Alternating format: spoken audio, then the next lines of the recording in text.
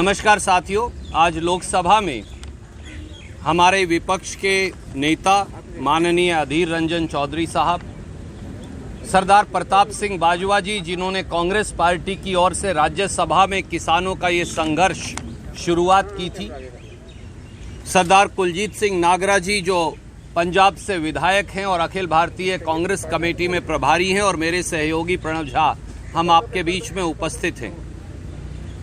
संसद में संविधान का गला घोटा जा रहा है और खेत खलिहान में किसान की आजीविका का मोदी जी के राजतंत्र को बचाने के लिए देश में और संसद में प्रजातंत्र को खत्म किया जा रहा है, उसकी हत्या की जा रही है। मोदी सरकार को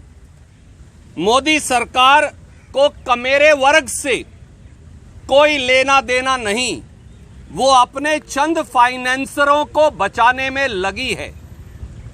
मोदी जी ने देश की संसद को भी अपने तानाशाही गुजरात मॉडल में तब्दील कर दिया है और लोकतंत्र को एक तंत्र में बदल दिया है। Elected democracy has now become one sided autocracy. धक्केशाही और तानाशाही से परंपरा, मर्यादा, विपक्ष की आवाज, किसान की पुकार, हर तरफ उनकी हत्या हो रही है। संसद और संविधान मोदी जी इस बात के लिए माफ नहीं करेगा। जिस प्रकार से आज सुबह कांग्रेस समेत दूसरी पार्टियों के 8-8 सांसदों को राज्यसभा में एक तरफा तरीके से सस्पेंड किया गया, जिस प्रकार से किसान के काले कानूनों का विरोध कर रहे हमारे सब साथियों की आवाज दबा दी गई, जिस प्रकार से संसद के अंदर किसानों के नुमाइंदों की और खेत और खलिहान में किसान और खेत मजदूर की आवाज दबाई जा रही है, मोदी जी ये देश आपको कभी माफ नहीं करेगा। हमारे सीधे सवाल हैं, 62 करोड़ किसानों के भाग्य का फैसला करने वाले काले कानूनों पर मत विभाजन मांगना क्या पाप या असंसदीय है? काले कानूनों पर डिवीजन मांगना गलत कैसे हो सकता है? संसदीय प्रणाली की अव्यवस्था कैसे हो सकती है? मार्शल बुलाकर सांसदों को धक्के मारकर निकालना क्या संसदीय प्रणाली है?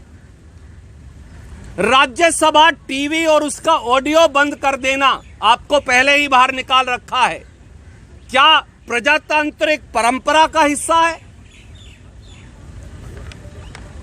100 से अधिक सांसदों ने उपसभापति के खिलाफ प्रस्ताव दिया, उस प्रस्ताव को सिरे से खारिज कर देना, क्या ये प्रजातंत्र की परिपाटी की अनुपालना है? क्या 62 करोड़ किसानों की जिंदगी का निर्णय बगैर वोट के डिवीजन के हो सकता है? क्या किसान के संगठनों की राय लेना अनिवार्य नहीं? क्या किसानों के इन सब नुमाइंदों की बात सुनना जरूरी नहीं? मोदी जी, देश की संसद को गुजरात मॉडल में बदलना बंद करिए।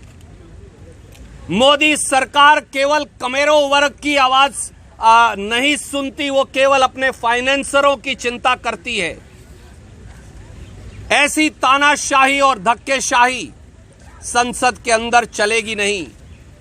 देश की संसद की परिकल्पना हमारे पूर्वजों ने इसलिए की थी कि इसके अंदर संसदीय परिपाटी, परंपरा, कानून, संविधान, उसका सम्मान होगा। आज उन सब की हत्या कर दी गई जब 8-8 सांसदों को सस्पेंड कर दिया गया और उपसभापति को अविश्वास प्रस्ताव को गैर कानूनी तरीके से खारिज किया।